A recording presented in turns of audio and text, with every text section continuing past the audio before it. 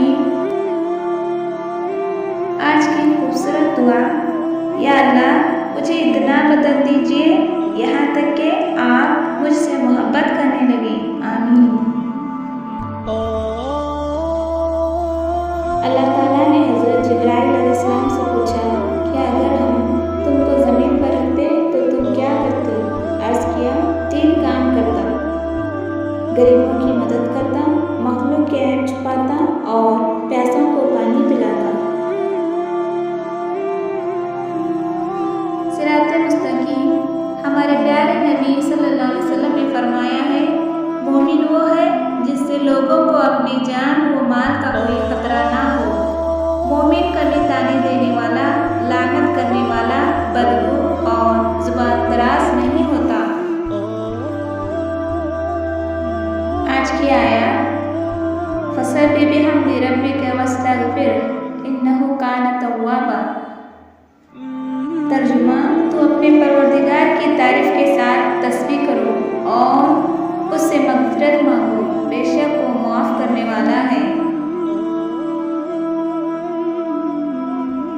ہمارے لیے 24 گھنٹوں میں 5 بار اللہ کو یاد کرنا بہت مشکل ہے، لیکن ہم چاہتے ہیں کہ اللہ 24 گھنٹوں میں ہر پل ہمارا خیال رکھے، ہمیں ہر نقصان سے بچائے، ہمیں ہر اس چیز سے نوازے جس کی ہمیں خواہش ہے۔ صرف ایک اللہ ہے جو ہمیں اس خلا میں تھامے ہوئے ہے۔ ہم زمین پر پڑی مٹی کے ڈھیر میں ایک ذرے یا درخت پر لگے ہوئے ایک پتے سے زیادہ واقعات نہیں رکھتے۔ حضرت علی رضی اللہ تعالیٰ عنہ نے فرمایا، آج اگر زندگی مشکل ہے تو کل کی آسانی کا وعدہ بھی اللہ نے کیا ہے۔ اللہ سے مانگو، وہ مانگو، اللہ تمہیں امید سے بڑھ کر دے گا۔ اللہ کا رنگ دنیا ساتھ چھوڑ دیتی ہے، دنیا بے سہارا کر دیتی ہے، دنیا غم نہیں بانٹ سکتی، دنیا دیر تک ساتھ نہیں چل سکتی۔ آپ اللہ سے کتنے بھی دور چلے جائیں، آخرت میں سب آپ کے اکیلے رہ جائیں گے، تب بھی آپ کے ساتھ صرف آپ کا اللہ ہوگا جو آپ کو شہرت سے زیادہ قریب ملے گا۔ کوئی ایسی محبت کسی سے نہیں کر سکتا جیسی محبت اللہ اپنے بندے سے کرتا ہے۔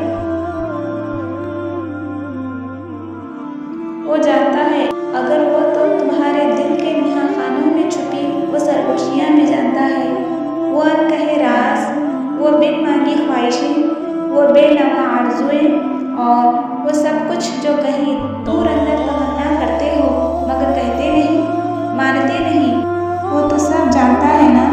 تم کچھ نہ بھی کہو، بس اس کے سامنے ہاتھ پھیلا دو یا اظہار بے بسی کر دو، بس۔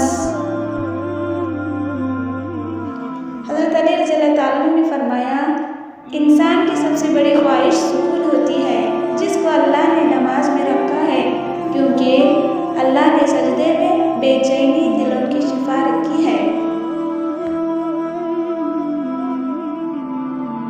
اللہ اور انسان آخر کب تک یہ بے بسی میرا نصیب ہے؟